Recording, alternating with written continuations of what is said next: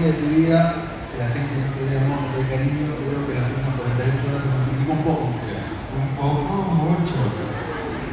He de haber hecho algo muy bueno en mi vida, que Dios me premia todos los días. Y venir acá a un lugar tan lejos geográficamente de donde yo vivo, pero tan cerca de mi corazón. Muchas gracias por todo lo que me dan aquí.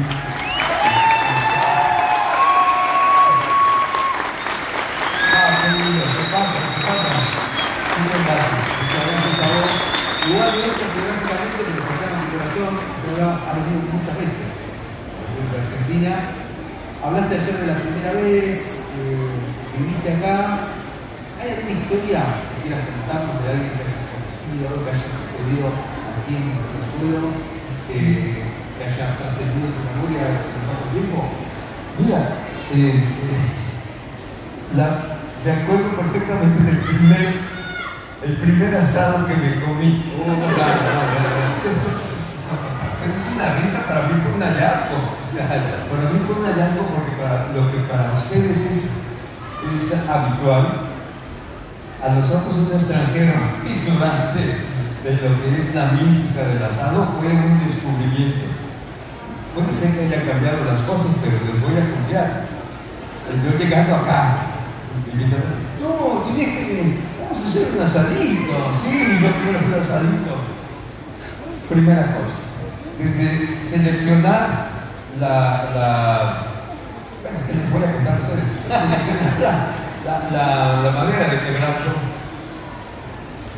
tiene toda una ciencia. Preparar el fuego, el parrillero que nunca come, que se dedica a estar haciendo la parrilla, que mayormente el asado es cosa de varones, ¿no? Que son los que colocan acá muy raro, una mujer haga un...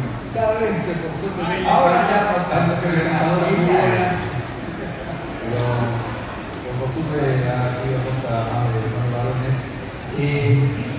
Esas charlas de asado surgían historias, anécdotas de la vecindad.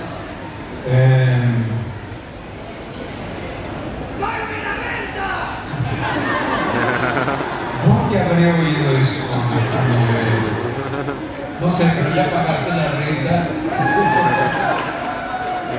No.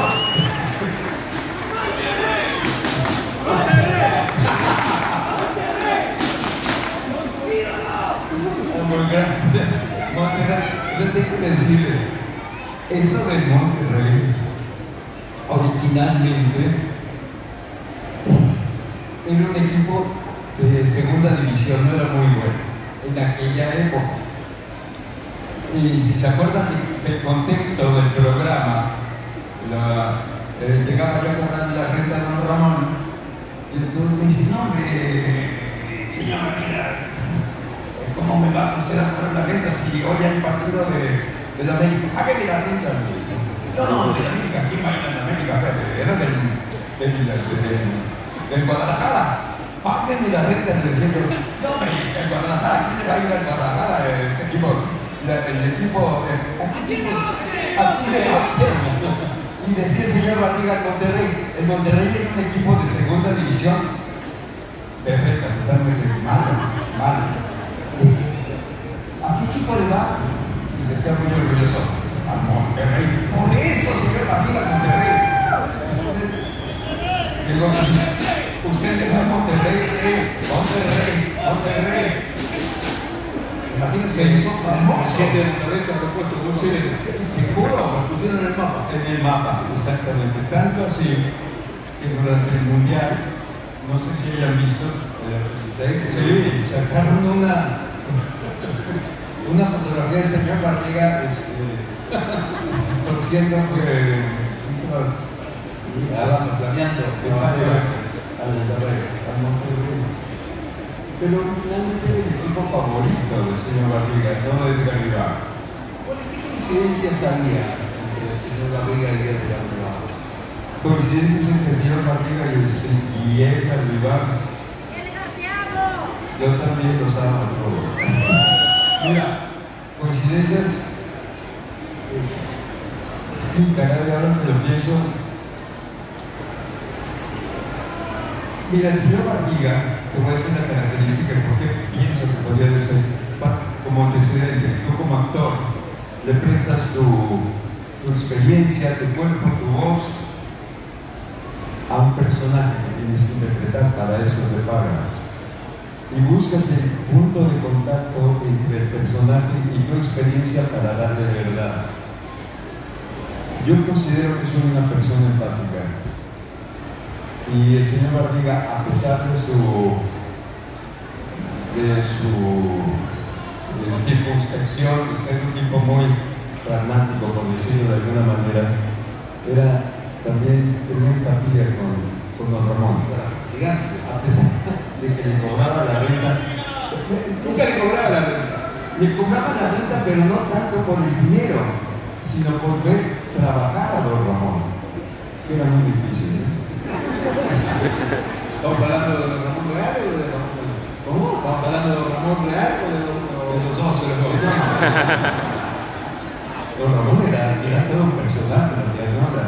Tú lo hubieras adorado, era un tipo adorable, ¿eh? ¿Pagaba la renta realmente? No.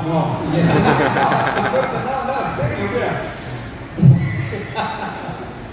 Su hijo, el Seba, hizo un libro.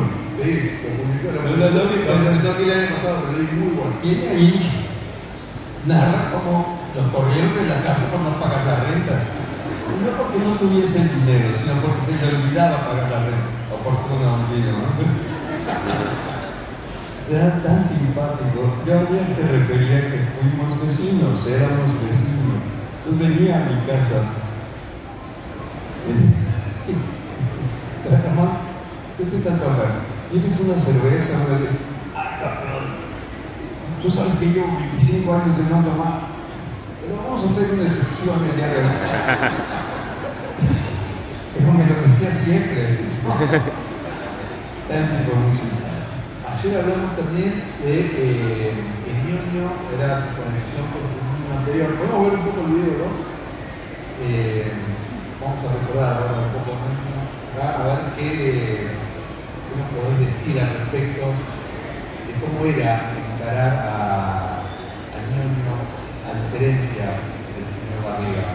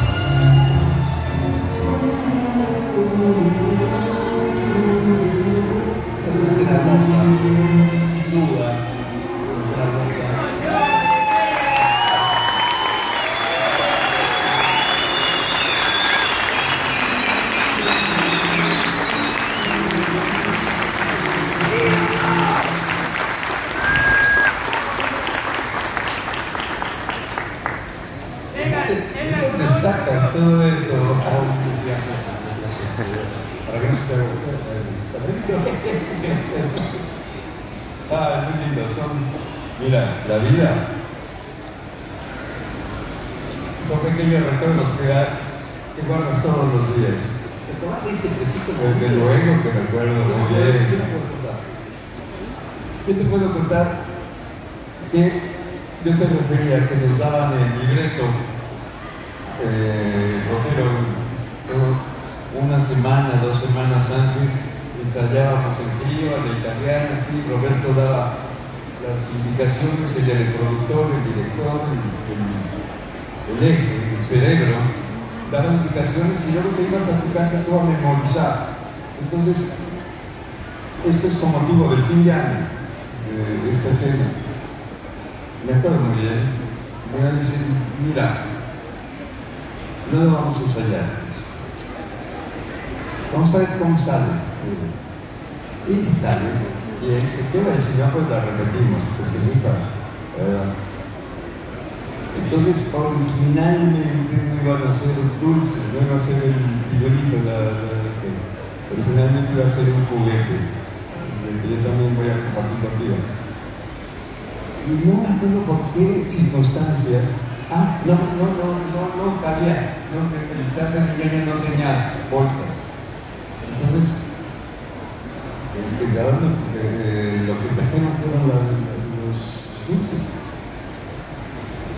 Pero eso nos lo dieron ya al final, a la hora ¿y qué hacemos? Vamos a ver cómo sale. Y salió. La carga afectiva es realmente lo que va a la pena del sistema. Y fue verdadera, es cierto.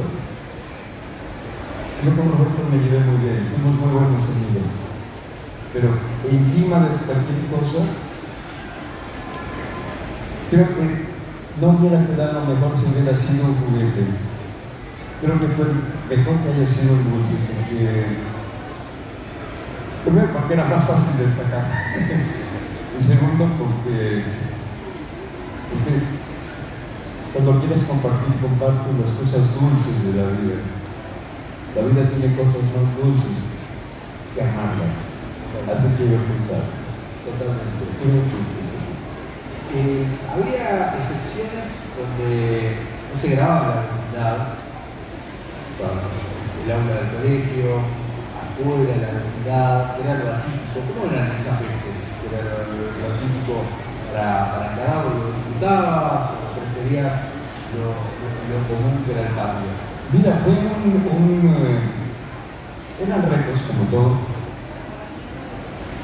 Cuando el programa empezó a tener mucha difusión, Roberto hizo sacar la acción fuera de la vecindad, del conventillo. Entonces ideó que fuese en la escuela. Le hicieron casting a muchos actores y yo le pedí hacer casting también. Le dije si podía yo también competir para ser un niño. Y para ser el hijo de Silvia Amiga, no es mala idea, no es mala idea. Y me dejó hacerlo, entonces yo ideé ponerme unos jackets para marcar la desproporción de los dientes cuando los chicos están mudando, ponerme una peluca por razones obvias, y el vestuario, ese fue improvisado, ya después se hizo el otro. Pero eso fue el primero, le gustó a Roberto, y entonces pues fue un reto sacarlo. Y se hizo el casting y fueron muchas, sobre todo actrices, muchas niñas. De hecho, el único niño nuevo, el único varón fue yo y el esposo de María Antonieta de las Nieves, y casi no hablaba. Apareció también allí por primera vez el hermano de Roberto, que hacía Godínez. Y todo para expandir el universo del chavo. Entonces, al principio sí era un poco extraño llegar a siempre es, tú sabes, salirte de tu zona de confort, sabes, salir en el patio del conventillo, en el patio de la vecindad, pues es lo habitual, la gente está acostumbrada, pero ni los camarógrafos, ni nosotros los actores, ni tampoco Roberto como director estaba habituado a eso. Y empezaron, y gustó finalmente. Hubo personajes que no gustaron, hubo personajes que no se quedaron. ¿Te acuerdas cuáles? Había una chica que se llamaba, una actriz, Marta Zabaleta, que hacía una cosa muy rara, a mí se me hizo rarísima. Ella quería ser una niña un poco cibernética, por decirlo así. Tenía mucha información y cuando le preguntaban hacían alguna pregunta, entonces ella era la que contestaba primero y adoptaba una posición. Los animales que comen carne se llaman carnívoros, los que comen se llaman carnívoros, los que comen. Y entonces decía Baquico, y los que comen gordas pellizcadas, pellizcarívoros y todo. Era un personaje raro ese, no se quedó. Gracias a Dios, Ayer hablamos del impacto, cuando te diste cuenta, cuando se dieron cuenta todos, del éxito que estaban teniendo en México y hablamos después del éxito internacional. Ahora vamos a dar cuenta de eso. Ahora te pregunto, ¿de cómo fue que te diste cuenta de que estabas en objetos? Cuando había merchandising y te empezaste a ver tu cara en cosas que la gente utilizaba, ropa. ¿Cómo fue eso? Impresionante, impresionante. Cuando ves tu cara fuera del espejo, y empiezas a ver tu cara en los muñequitos, en los dulces, caramelos, pósters, todo. Es muy chistoso, es curioso, se los comparto. La imagen que uno tiene de uno mismo, uno se ve en el espejo o en una fotografía y asume que la imagen que tienes, pero cuando tu imagen está interpretada a través de una caricatura o de un... ese soy yo, así me veo, tan guapo. No, es impresionante eso, impresionante de veras. Y te ves pues, como una mercancía, y de hecho somos mercancía y sigue siendo toda mercancía. Los brasileños han sacado reproducciones ahora de una precisión de veras, con toda esa tecnología que hay ahora. El muñeco de Ramón es impresionantemente. ¿Posees algún objeto? Sí, tengo. ¿Te quedaste con cosas de...? Ya no caben en mi casa. Tenía yo empecé a coleccionarlos, luego los empecé a colocar, después a arrumbar. Ahora no sé qué hacer con todo eso. No tienes idea de todo. Es muy bonito, pero se ocupa mucho lugar. Es como los recuerdos también, tienes que depurar algunas cosas. Mira, han hecho figuras de barro muy bonitas, artesanales, que para mí tienen un valor muy grande, porque son una expresión popular muy valiosa. Entonces han hecho figuras de toda la vecindad entrañables.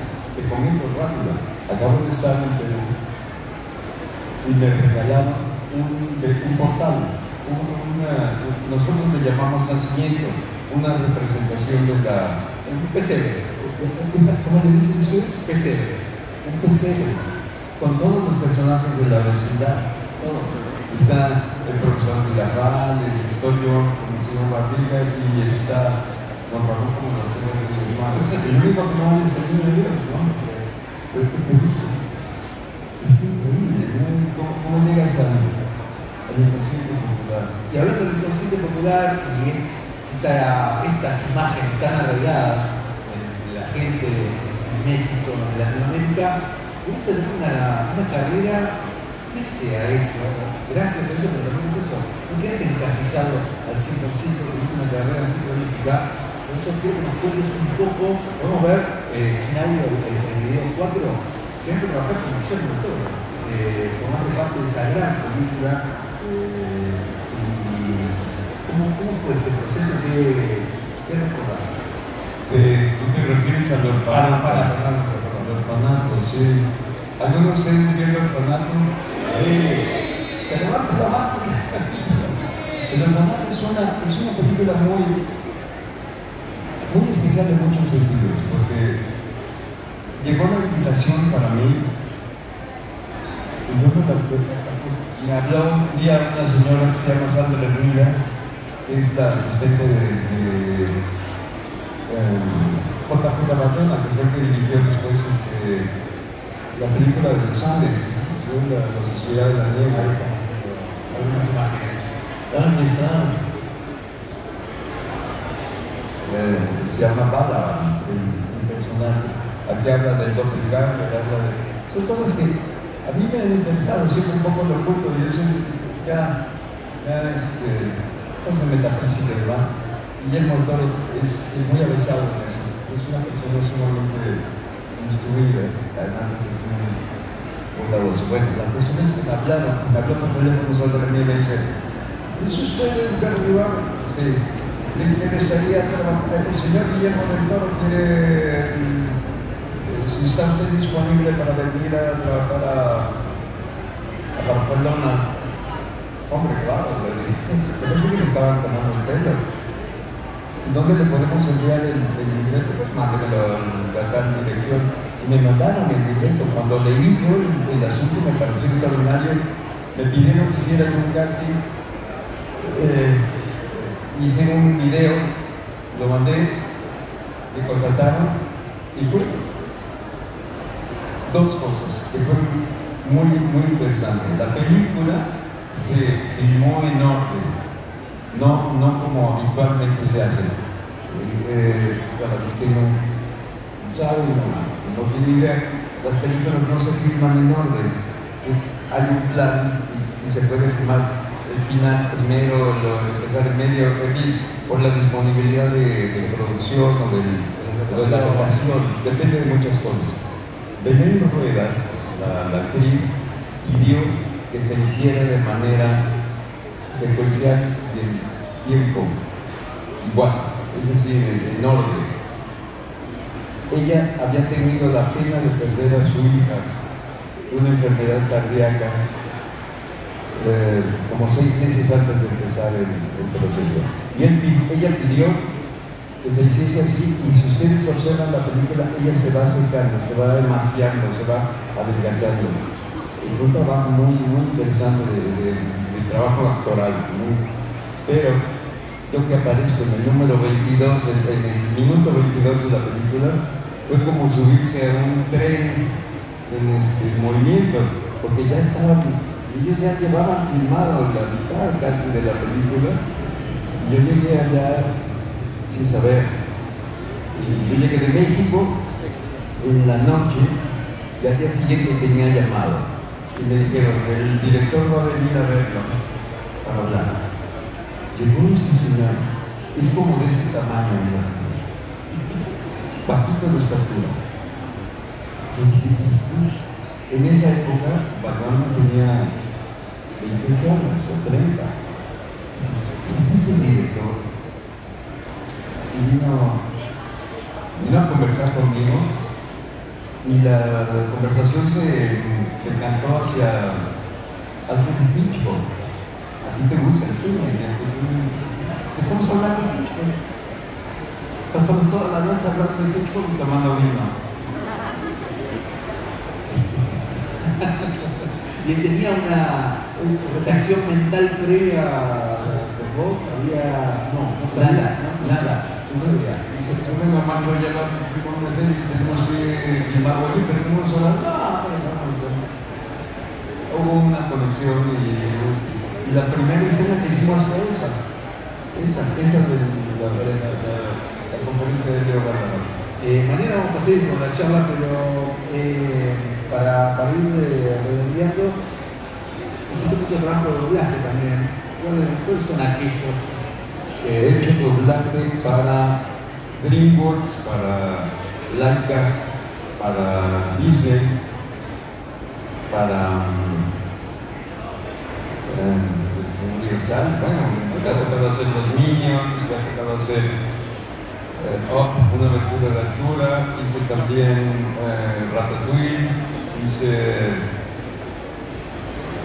Los Pingüinos de Madagascar.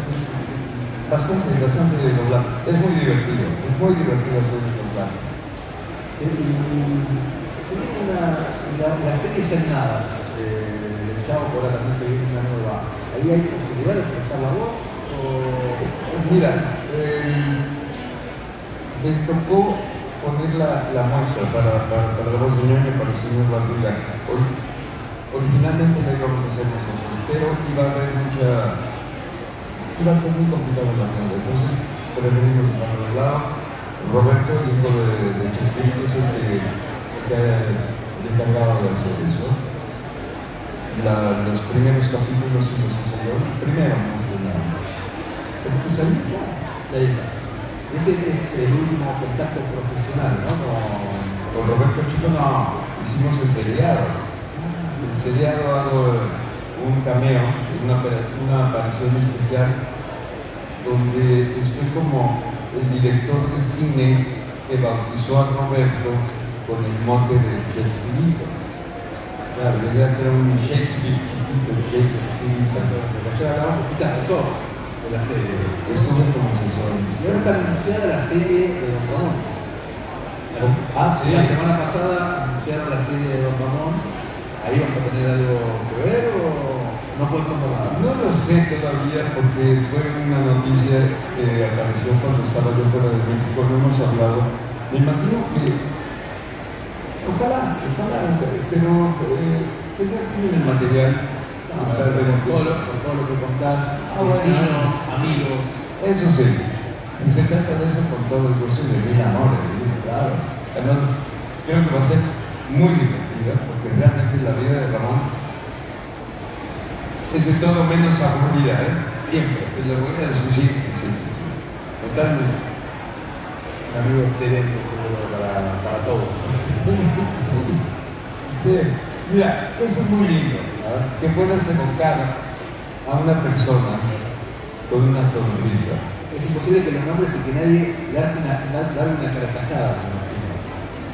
Una carcajada, ¿eh? De verdad, pero no tiene anécdotas que no te imaginas. No te imaginas ver. Yo pocas veces me he reído tanto en mi vida como cuando contaba que había tenido una granja, cultivando, creando gallinas. Y se murieron todas las gallinas alrededor de su granja. Y la única granja donde sobrevivieron las gallinas fueron las de él.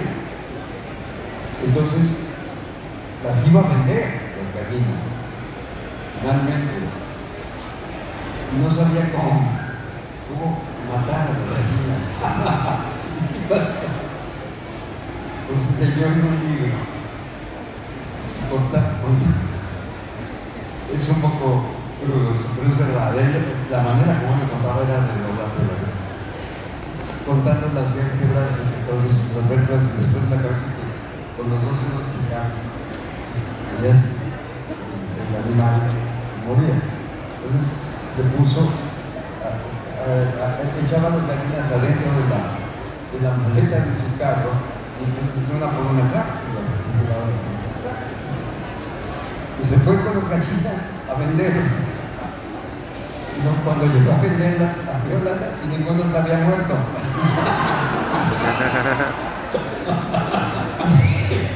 Dice, pero la cara que no cambió. Estaban todos así, mira, una en un ala. Solamente, era genial. Y de esas anécdotas de todo. Me encantaría escucharlas absolutamente todas. Pero la vamos a seguir mañana. Así que fuerte el aplauso para Eva.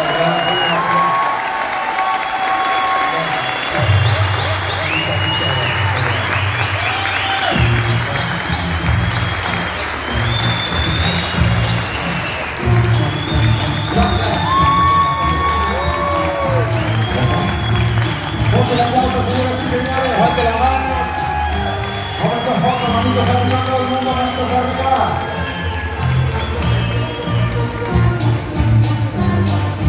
Eva, este rival con todos ustedes, fuertísimo el aplauso.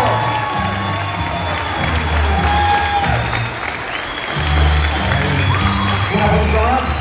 Ahí estamos, muy bien. Una romántica, por supuesto. Bien fuerte el aplauso. Un pedazo de historia de la televisión mundial, señoras y señores, con todos ustedes.